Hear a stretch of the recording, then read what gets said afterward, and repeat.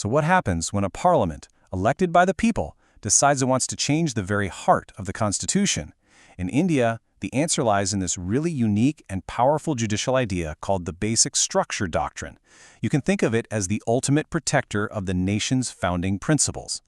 All right, so here's our game plan for digging into this amazing story. We're going to start with the conflict over land right after independence, then we'll follow the incredible legal battles that it set off, and finally, we'll see how this one-of-a-kind constitutional safeguard was born and what it means today. This one sentence just nails it. It perfectly captures the core drama we're talking about. It all boils down to one question. Who gets the final say? Is it the parliament, which represents the will of the people? That's parliamentary sovereignty for you? Or is it the Supreme Court, using its power of judicial review to act as the Constitution's guardian? This tension, right here, is what drives our entire story. So where did this all kick off? Well, it wasn't in some lofty philosophical debate. Nope. It started with something very real, very down-to-earth: land. Okay, so picture this. India is a brand new, independent country. The government is all about social justice, and a huge part of that means breaking up these massive, old, feudal land systems. The only problem? The brand new constitution they just wrote guarantees a fundamental right to property. You can probably see where this is going. A head-on collision was inevitable. And right away, this pattern starts to emerge. This kind of cat-and-mouse game that would go on for decades. The courts would strike down a land reform law, saying it violated property rights, so Parliament would fire back. But they didn't just pass a new law, they amended the Constitution itself. They created this special legal shield, the Ninth Schedule, which was basically a box where they could put laws to make them completely untouchable by the courts. And that bold move by Parliament? Well, it lit the fuse for the first big legal battle in a constitutional tug-of-war that would stretch on for years and really define the balance of power in India. So in round one, the Supreme Court gives Parliament a massive win. The court drew a line in the sand. It said, look, passing a regular law, that's legislative power. But changing the Constitution itself, that's on a whole other level. That's constituent power. And according to the court, that power was absolute. This meant Parliament could, in theory, change any part of the Constitution it wanted, even fundamental rights. For years, that was the final word. But then, you get this first little crack in the armor. During another case, while most judges agreed with the old ruling, one judge, Justice Mudhalkar, asked this simple but revolutionary question. He wondered, aren't there some parts of the Constitution that are so fundamental, so basic, that they shouldn't just be the playthings of whoever has a majority in Parliament? That question planted a seed. And that little seed of doubt, it didn't take long to grow. In fact, just a couple of years later, it caused a full-blown judicial earthquake. I mean, this is just wild. In this case, Golak Nath, the Supreme Court does a complete 180-degree turn. An 11-judge bench looks at the very same issue and comes to the exact opposite conclusion. And get this, it was decided by the slimmest possible margin, 6-5. One vote changed everything. The pendulum just swung all the way to the other extreme.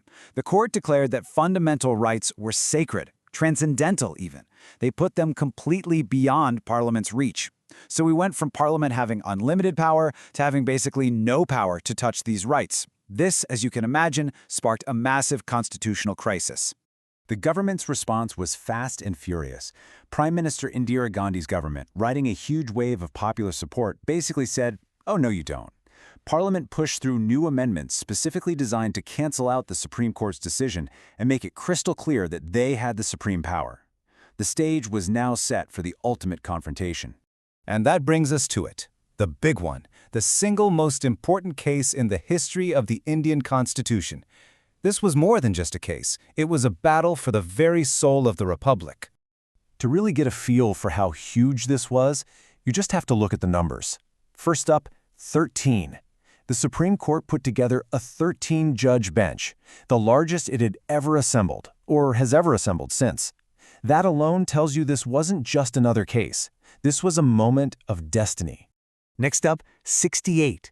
The arguments went on for 68 straight days. Can you imagine? This was an incredibly deep philosophical dive into the very nature of power, law, and democracy in India. Every single word mattered. And finally, 7-6.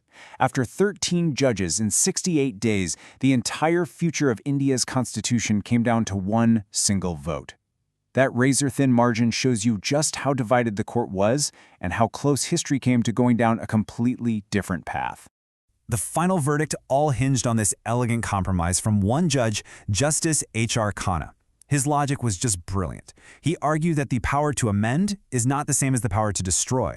Think of it this way. You can repair your house, you can repaint it, you can even add a new room. But you can't tear down its foundation and still call it a repair. The core has to stay.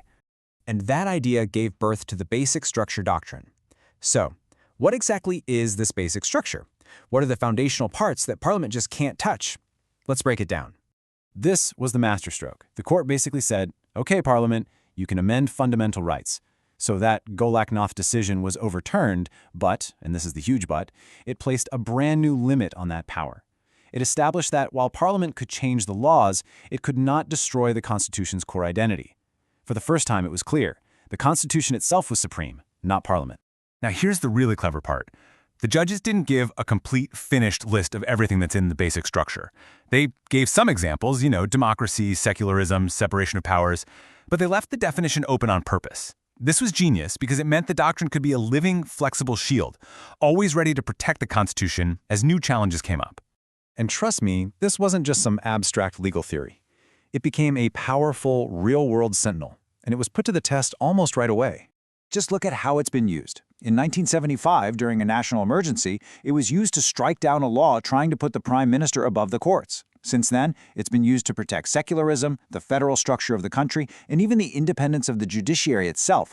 Time and time again, it's been the ultimate guardrail for Indian democracy. Now, of course, not everyone is a fan of this powerful doctrine.